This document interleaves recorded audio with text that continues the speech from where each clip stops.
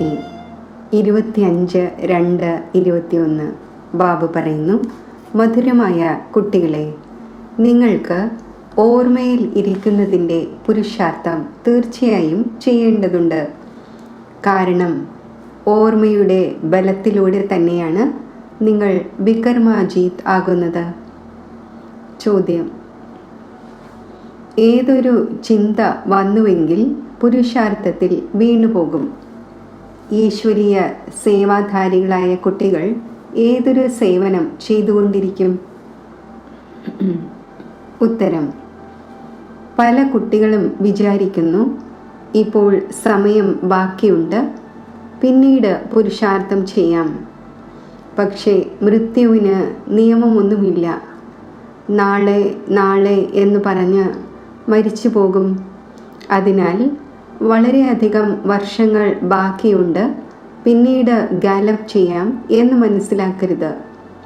ഈ ചിന്ത കൂടുതൽ വീഴ്ത്തും. എത്ര സാധിക്കുമോ ഓർമ്മയിൽ ഇരിക്കുന്നതിനുള്ള പുരുഷാർത്ഥം ചെയ്ത് ശ്രീമത്ത് അനുസരിച്ച് തൻ്റെ മംഗളം ചെയ്തുകൊണ്ടിരിക്കൂ.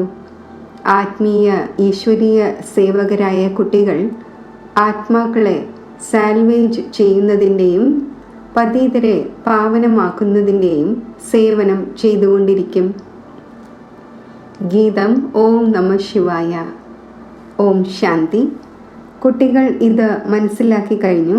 നിരാകാരനായ ബാബയ്ക്ക് സാകാരമില്ലാതെ ഒരു കർമ്മവും ചെയ്യുവാൻ സാധിക്കില്ല. പാർട്ട് അഭിനയിക്കുവാൻ സാധിക്കില്ല. ആത്മീയ പിതാവ് വന്ന് ബ്രഹ്മാവിലൂടെ ആത്മീയ കുട്ടികൾക്ക് മനസ്സിലാക്കിച്ചു തരുന്നു. യോഗബലത്തിലൂടെ തന്നെ കുട്ടികൾക്ക് സതോപ്രധാനം ആകേണ്ടതുണ്ട്. പിന്നെ സതോപ്രധാന വിശ്വത്തിൻ്റെ അധികാരിയാകണം. ഇത് കുട്ടികളുടെ ബുദ്ധിയിലുണ്ട്. കൽപ്പകൽപ്പങ്ങളിൽ ബാബ വന്ന് രാജയോഗം പഠിപ്പിക്കുന്നു. ബ്രഹ്മാവിലൂടെ വന്ന് ആദി സനാതന ദേവീ ദേവതാധർമ്മം സ്ഥാപിക്കുന്നു. അതായത് മനുഷ്യനെ ദേവതയാക്കുന്നു. മനുഷ്യർ ദേവീ ദേവന്മാരായിരുന്നു.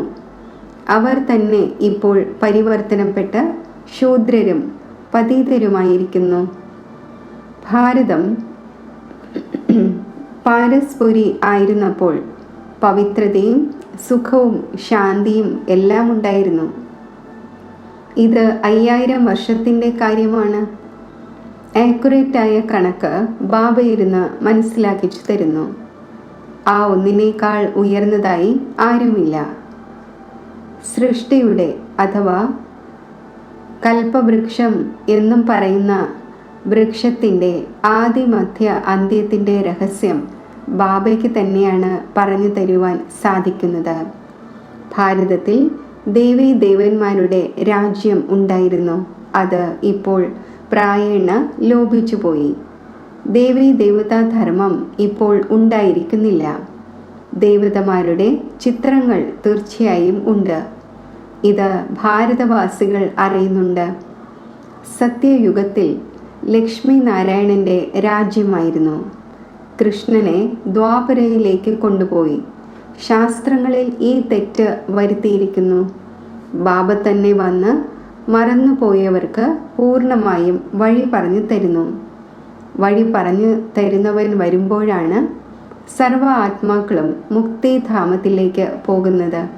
അതിനാൽ ആ ഒന്നിനെ പറയുന്നത് തന്നെ സർവരുടെയും സദ്ഗതി ദാതാവ് എന്നാണ്.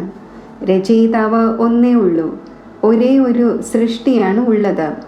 വേൾഡിൻ്റെ ഹിസ്റ്ററിയും ജോഗ്രഫിയും ഒന്ന് തന്നെയാണ്. അത് റിപ്പീറ്റ് ആയിക്കൊണ്ടിരിക്കുന്നു. സത്യയുഗം, ത്രേത, ദ്വാപര, കലിയുഗം. പിന്നെ ഉള്ളത് സംഗമയുഗമാണ്.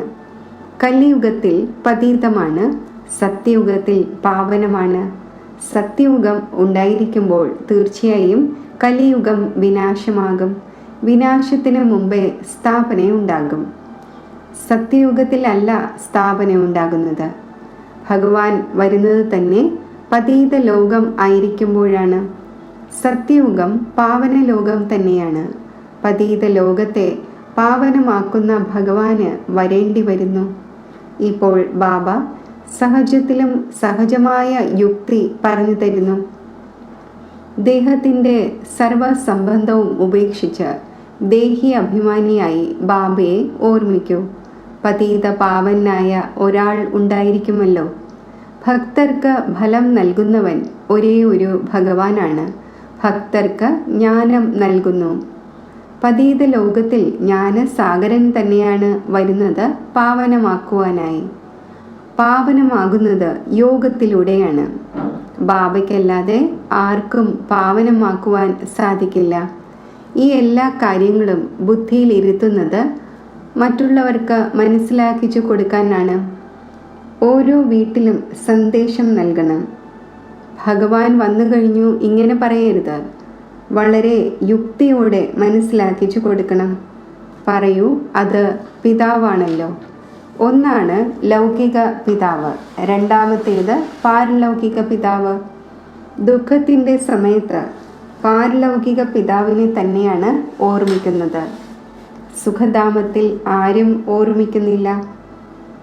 സത്യയുഗത്തിൽ ലക്ഷ്മി നാരായണൻ്റെ രാജ്യത്തിൽ സുഖം തന്നെ സുഖമായിരുന്നു. പ്യൂരിറ്റി, പീസ്, പ്രോസ്പെരിറ്റി ഉണ്ടായിരുന്നു. ബാബയുടെ സമ്പത്ത് ലഭിച്ചു കഴിഞ്ഞു. പിന്നെ എന്തിനു വിളിക്കണം? ആത്മാവിനറിയാം നമുക്ക് സുഖമുണ്ട് എന്ന്. അവിടെ സുഖം തന്നെ സുഖമാണ് എന്ന് ആര് പറയും? ബാബ ദുഃഖത്തിന് വേണ്ടിയല്ല സൃഷ്ടി രചിച്ചത്. ഇത് മുൻകൂട്ടി തയ്യാറാക്കപ്പെട്ട കളിയാണ്. ആർക്കാണോ പിന്നീട് പാർട്ടുള്ളത് അവർ 2 or 4 ജന്മങ്ങൾ എടുക്കുന്നു. അവർ തീർച്ചയായും ബാക്കി സമയത്ത് ശാന്തിയിലിരിക്കും. അല്ലാതെ ഡ്രാമയുടെ കളിയിൽ നിന്ന് തന്നെ മാറി നിൽക്കുക, ഇതുണ്ടാവുക സാധ്യമല്ല. കളിയിലേക്ക് എല്ലാവർക്കും വരേണ്ടി വരും. 1 or 2 ജന്മങ്ങൾ ലഭിക്കുന്നു.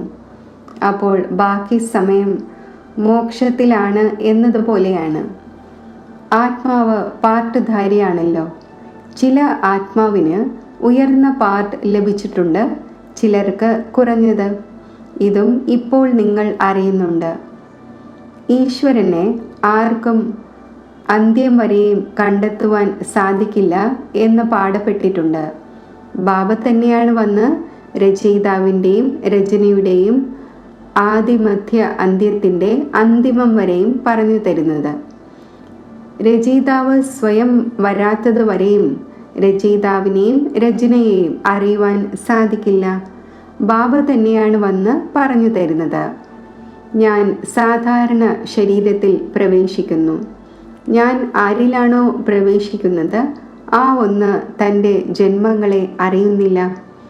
ആ ഒന്നിനെ, അതായത് ബ്രഹ്മാവിനെ ഇരുന്ന് 84 ജന്മങ്ങളുടെ കഥ കേൾപ്പിക്കുന്നു. ആരുടെയും പാർട്ടിൽ ചേഞ്ച് ഉണ്ടാവുക സാധ്യമല്ല. ഇത് മുൻകൂട്ടി തയ്യാറാക്കപ്പെട്ട കളിയാണ്. ഇതും ആരുടെയും ബുദ്ധിയിലിരിക്കുന്നില്ല. ബുദ്ധിയിലിരിക്കുന്നത് പവിത്രമായിരുന്നു കൊണ്ട് മനസ്സിലാക്കുമ്പോഴാണ്. നല്ല രീതിയിൽ മനസ്സിലാക്കുന്നതിന് വേണ്ടി തന്നെയാണ് 7 ദിവസത്തിൻ്റെ ഭട്ടിയുള്ളത്. ഭാഗവതവും മറ്റും 7 ദിവസത്തേക്ക് വയ്ക്കുന്നു. ഏറ്റവും കുറഞ്ഞത് 7 ദിവസവും അല്ലാതെ ആർക്കും മനസ്സിലാക്കുവാൻ സാധിക്കില്ല എന്ന് ഇവിടെയും മനസ്സിലാക്കാൻ കഴിയുന്നു. ചിലരാണെങ്കിൽ നന്നായി മനസ്സിലാക്കിയെടുക്കുന്നു. ചിലരാണെങ്കിൽ 7 ദിവസം മനസ്സിലാക്കിയിട്ടും ഒന്നും മനസ്സിലാക്കുന്നില്ല, ബുദ്ധിയിൽ ഇരിക്കുന്നില്ല. അവർ പറയുന്നു, ഞാൻ 7 ദിവസം വന്നു, എൻ്റെ ബുദ്ധിയിൽ ഒന്നും ഇരിക്കുന്നില്ല. ഉയർന്ന പദവിയല്ല നേടേണ്ടതെങ്കിൽ ബുദ്ധിയിൽ ഇരിക്കുകയില്ല.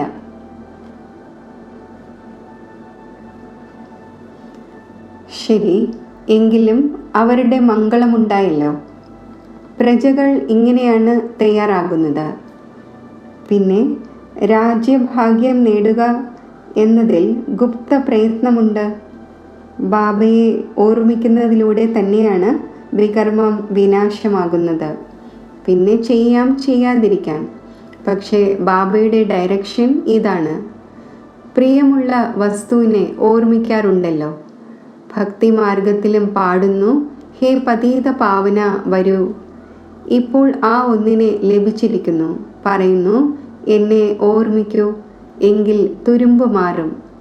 ചക്രവർത്തി പദം സഹജമായി ഒന്നും ലഭിക്കുകയില്ല. ഒരല്പം പ്രയത്നമുണ്ടാകുമല്ലോ. ഓർമ്മയിൽ തന്നെയാണ് പ്രയത്നമുള്ളത്. മുഖ്യമായത് തന്നെ ഓർമ്മയുടെ യാത്രയാണ്. വളരെയധികം ഓർമ്മിക്കുന്നവർ കർമാതീത അവസ്ഥ നേടുന്നു. പൂർണ്ണമായും ഓർമ്മിക്കാതിരിക്കുകയാണ് എങ്കിൽ വികർമ്മം വിനാശമാവുകയില്ല. യോഗബലത്തിലൂടെ തന്നെയാണ് വികർമ്മ ജീത് ആക്കേണ്ടത്. മുൻപും യോഗബലത്തിലൂടെ തന്നെയാണ് വികർമ്മങ്ങളെ ജയിച്ചത്. കലിയുഗ അന്ത്യത്തിൽ ആരും പവിത്രമായില്ല എന്നിരിക്കെ ലക്ഷ്മി നാരായണൻ ഇത്രയും പവിത്രം എങ്ങനെയായി? ഇതിൽ സ്പഷ്ടമാണ്. ഈ ഗീതയുടെ ജ്ഞാനത്തിൻ്റെ എപ്പിസോഡ് റിപ്പീറ്റ് ആയിക്കൊണ്ടിരിക്കുന്നു. ശിവഭഗവാൻ വാച്ച, തെറ്റുകൾ ഉണ്ടായിക്കൊണ്ടിരിക്കുകയാണല്ലോ. ബാബ തന്നെയാണ് വന്ന് തെറ്റു പറ്റാത്തവരാക്കുന്നത്. ഭാരതത്തിലെ ഏതെല്ലാം ശാസ്ത്രങ്ങളുണ്ടോ അവയെല്ലാം ഭക്തി മാർഗത്തിൻ്റെതാണ്. ബാബ പറയുന്നു, ഞാൻ എന്താണോ പറഞ്ഞിരുന്നത് അത് ആർക്കും അറിയില്ല. ആരോടാണോ പറഞ്ഞിരുന്നത് അവർ പദവി നേടി, 21 ജന്മത്തേക്ക് പ്രാപ്തി നേടി. പിന്നെ ജ്ഞാനം പ്രായേണ ലോപിക്കുന്നു. നിങ്ങൾ തന്നെയാണ് ചക്രം കറങ്ങി വന്നിരിക്കുന്നത്. കഴിഞ്ഞ കൽപ്പത്തിൽ ആര് കേട്ടുവോ അവർ തന്നെ വരും. ഇപ്പോൾ നിങ്ങൾക്കറിയാം, നമ്മൾ മനുഷ്യനെ ദേവതയാക്കുന്നതിൻ്റെ തൈ നട്ടുകൊണ്ടിരിക്കുന്നു. ഇതാണ് ദേവി വൃക്ഷത്തിൻ്റെ സാപ്ലിംഗ് അഥവാ തൈ. അവർ പിന്നെ ആ വൃക്ഷങ്ങളുടെ സാപ്ലിംഗ് വളരെയധികം നട്ടുകൊണ്ടിരിക്കുന്നു. ബാബ ഒന്ന് വ്യത്യാസം പറഞ്ഞു തരുന്നു. ബാബ ദൈവിക പുഷ്പങ്ങളുടെ സാപ്ലിംഗ് നടുന്നു. അവരാണെങ്കിൽ കാടിൻ്റെ സാപ്ലിംഗ് നട്ടുകൊണ്ടിരിക്കുന്നു.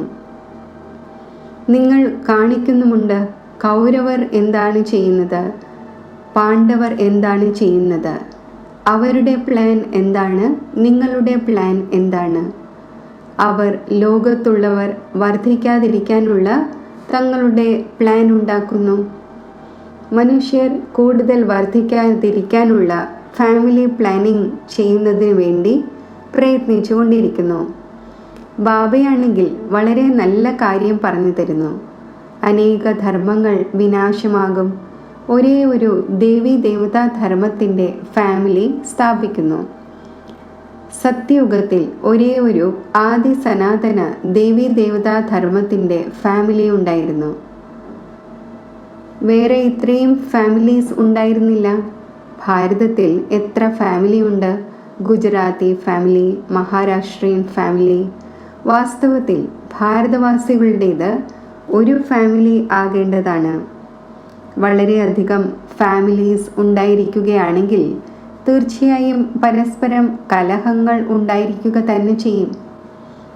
പിന്നെ സിവിൽ വാർ ഉണ്ടാകുന്നു. ഫാമിലിയിലും സിവിൽ വാർ ഉണ്ടാകുന്നു.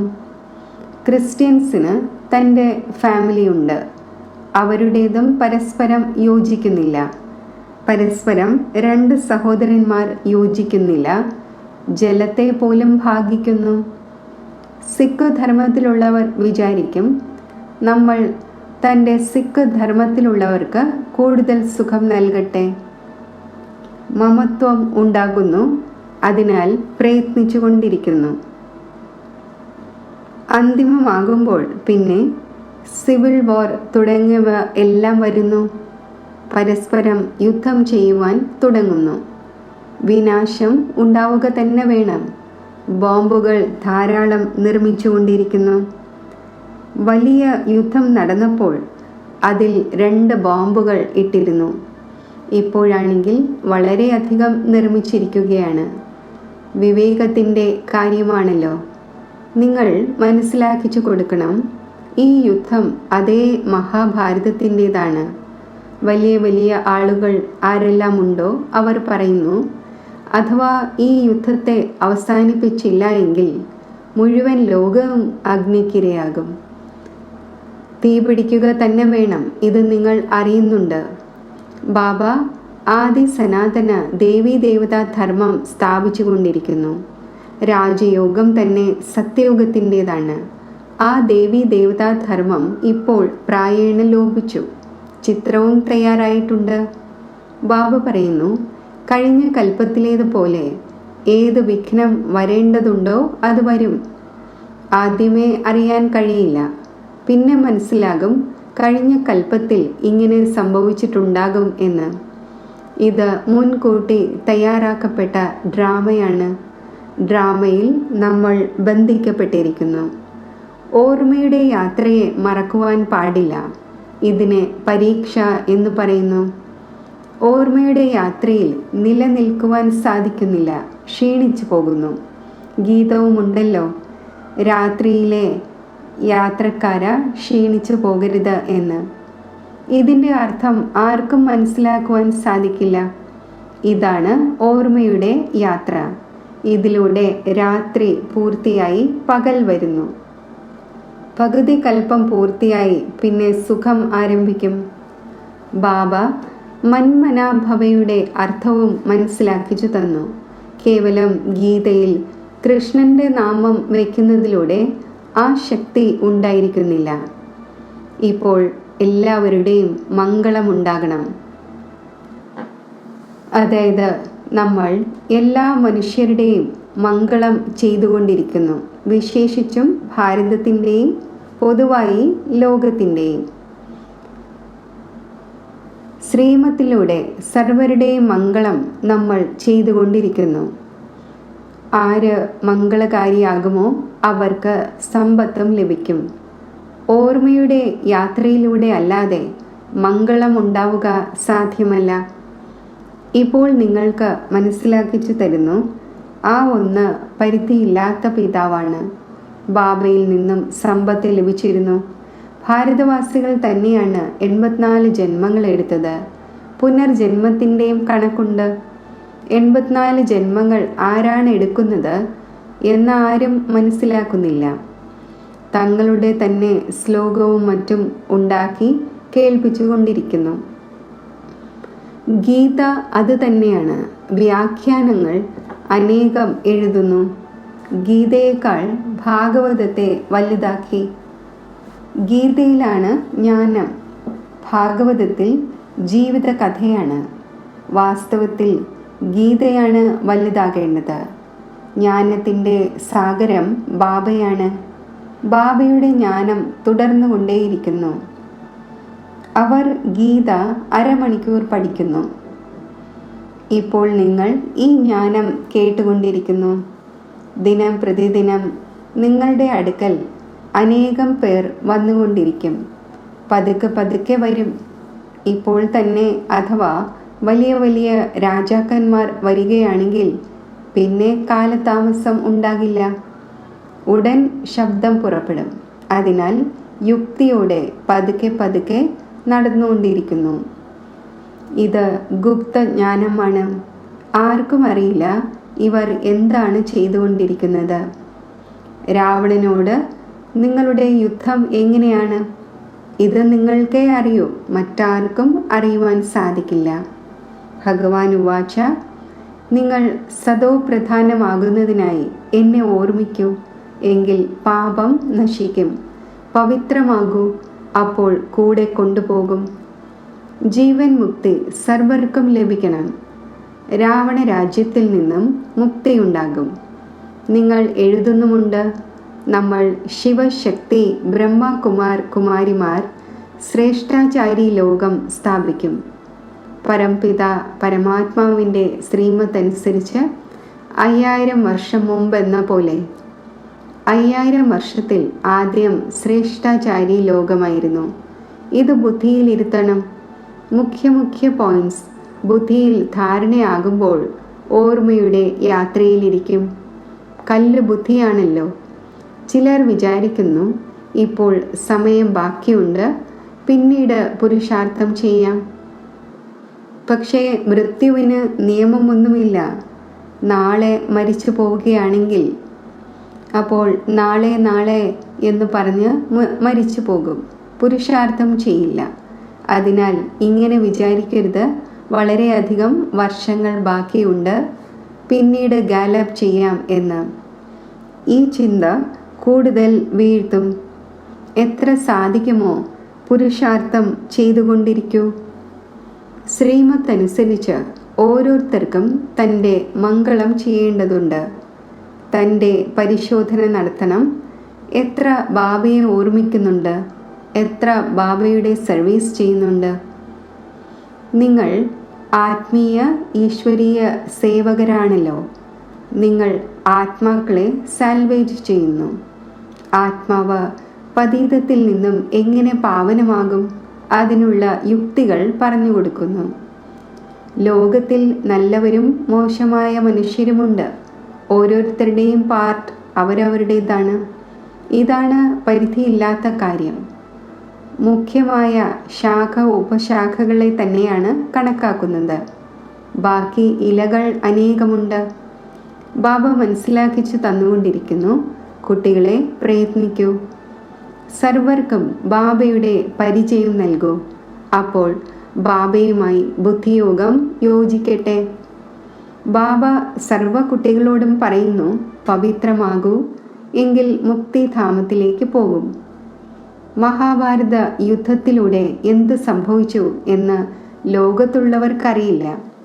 ഈ ജ്ഞാനയജ്ഞം രചിക്കപ്പെട്ടിരിക്കുന്നു. കാരണം പുതിയ ലോകം ആവശ്യമാണ്.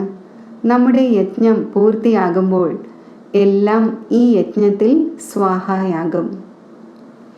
ശരി, മധുരമധുരമായ സിഖിലതേ കുട്ടികൾക്ക് മാതാവും പിതാവുമായ ബാബ്ദാദയുടെ സ്നേഹസ്മരണകൾ. Good morning. ആത്മീയ അച്ഛൻ്റെ ആത്മീയ കുട്ടികൾക്ക് നമസ്തേ. ധാരണയ്ക്കുള്ള മുഖ്യസാരം: ഇത് മുൻകൂട്ടി തയ്യാറാക്കപ്പെട്ട ഡ്രാമയാണ്. അതിനാൽ വിഘ്നങ്ങളെ ഭയപ്പെടരുത്. വിഘ്നങ്ങളിൽ ഓർമ്മയുടെ യാത്ര മറന്നു പോകരുത്. ഓർമ്മയുടെ യാത്ര ഒരിക്കലും നിന്നു പോകരുത്. ഈ ശ്രദ്ധ ഉണ്ടായിരിക്കട്ടെ. പാരലൗകിക ബാബയുടെ പരിചയം സർവർക്കും നൽകിക്കൊണ്ട് പാവനമാകാനുള്ള യുക്തി പറഞ്ഞു കൊടുക്കണം. ദൈവിക വൃക്ഷത്തിൻ്റെ തൈ നടണം. വരദാനം: സർവ ഉത്തരവാദിത്വങ്ങളുടെയും ഭാരം ബാബയ്ക്ക് നൽകി സദാ തൻ്റെ ഉന്നതി ഉണ്ടാക്കുന്ന സഹജ യോഗിയായി ഭവിക്കട്ടെ. ഏത് കുട്ടികളാണോ ബാബയുടെ കാര്യത്തെ സമ്പന്നമാക്കുന്നതിൻ്റെ ഉത്തരവാദിത്വത്തിൻ്റെ സങ്കല്പമെടുക്കുന്നത്, അവർക്ക് ബാബയും ഇത്രയും തന്നെ സഹയോഗം നൽകുന്നു. കേവലം ഏതെല്ലാം വ്യർത്ഥത്തിൻ്റെ ഭാരമുണ്ടോ അത് ബാബയ്ക്ക് വിട്ടേക്കൂ. ബാബയുടേതായി ബാബയുടെ മേൽ ഉത്തരവാദിത്വങ്ങളുടെ ഭാരം വയ്ക്കുമ്പോൾ സഫലതയും കൂടുതലായിരിക്കും, ഉന്നതിയും സഹജമായി ഉണ്ടാകും. എന്തുകൊണ്ട്, എന്ത് എന്ന ചോദ്യങ്ങളിൽ നിന്നും മുക്തമായിരിക്കൂ. വിശേഷിച്ച് ഫുൾ സ്റ്റോപ്പിൻ്റെ സ്ഥിതി ഉണ്ടായിരിക്കട്ടെ. അപ്പോൾ സഹജയോഗിയായി അതീന്ദ്രിയ സുഖം അനുഭവിച്ചുകൊണ്ടിരിക്കും. സ്ലോഗൻ: ഹൃദയത്തിലും ബുദ്ധിയിലും ഓണസ്റ്റി, സത്യസന്ധത ഉണ്ടെങ്കിൽ ബാബയുടെയും പരിവാരത്തിൻ്റെയും വിശ്വാസപാത്രമാകും.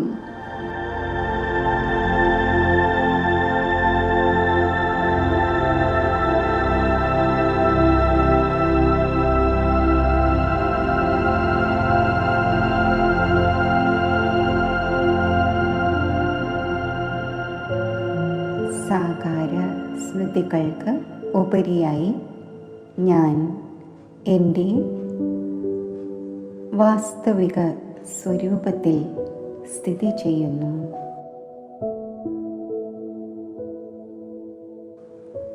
ഭൃഗുടി മധ്യത്തിൽ തിളങ്ങുന്ന നിരാകാരി ആത്മസ്വരൂപത്തിൽ ശ്രദ്ധ കേന്ദ്രീകരിക്കുന്നു. എൻ്റെ ഈ അനാദി വാസ്തവിക സ്വരൂപത്തിൽ ശാന്തിയുടെ ശക്തി നിറഞ്ഞിരിക്കുന്നു. ഈ സ്ഥിതിയിൽ ഞാൻ ശക്തി സമ്പന്നമാണ്. എന്നിൽ നിന്നും ശാന്തിയുടെയും ശക്തിയുടെയും കിരണങ്ങൾ നാനാഭാഗത്തും വ്യാപിക്കുന്നു.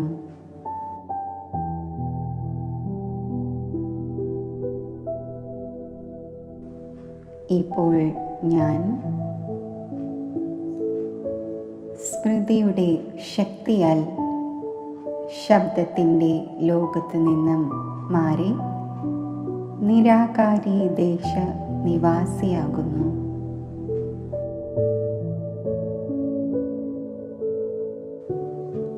ഈ നിരാകാരി ദേശത്തിൽ നിരാകാരനായ ജ്ഞാന സൂര്യനായ ശിവബാബയുടെ തേജസ്വി സ്വരൂപത്തിനു മുന്നിൽ സ്ഥിതി ചെയ്യുന്നു.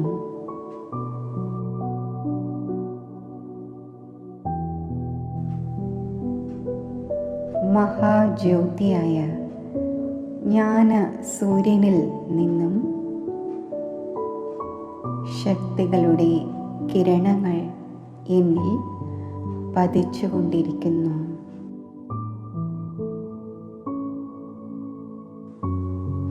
ഈ കിരണങ്ങൾ എന്നിൽ ഉൾക്കൊള്ളപ്പെടുമ്പോൾ ഞാൻ മാസ്റ്റർ സർവശക്തിവാൻ സ്ഥിതിയിൽ സ്ഥിതി ചെയ്യുന്നു.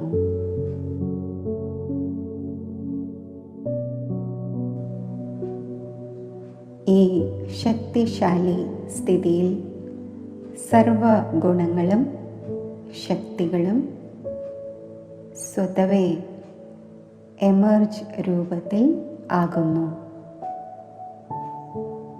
ഈ ശക്തിശാലി നിരാകാരി സ്ഥിതിയിൽ ഞാൻ നിർഭയമാണ്, നിർവികൽപ്പമാണ്. ലൈറ്റ് ഹൗസ്, പവർ ഹൗസ് സ്വരൂപമാണ്.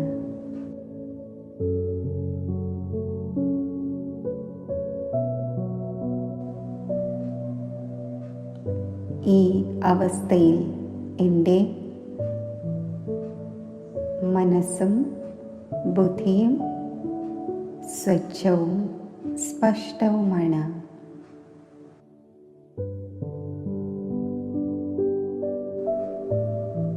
മായയുടെ സൂക്ഷ്മ റോയൽ വിഘ്നങ്ങളെ പോലും തിരിച്ചറിഞ്ഞ് അവയെ സമാപ്തമാക്കാനുള്ള ശക്തി എനിക്കുണ്ട്.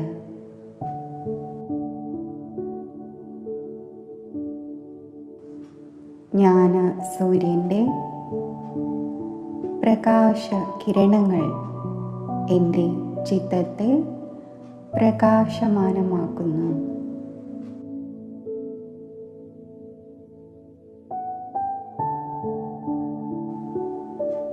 ജ്ഞാനം മാസ്റ്റർ ജ്ഞാന സൂര്യനായി മാറുന്നു.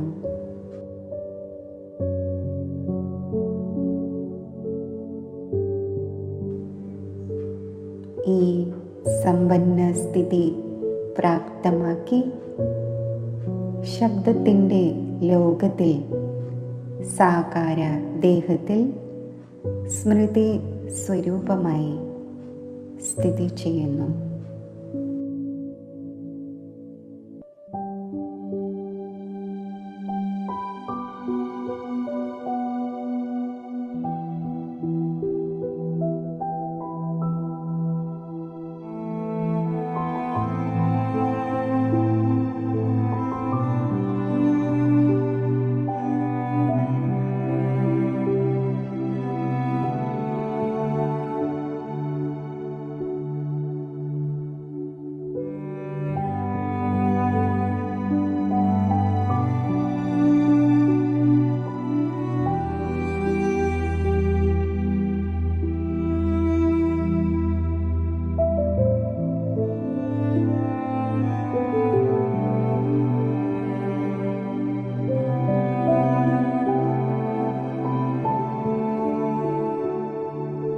ഓം ശാന്തി.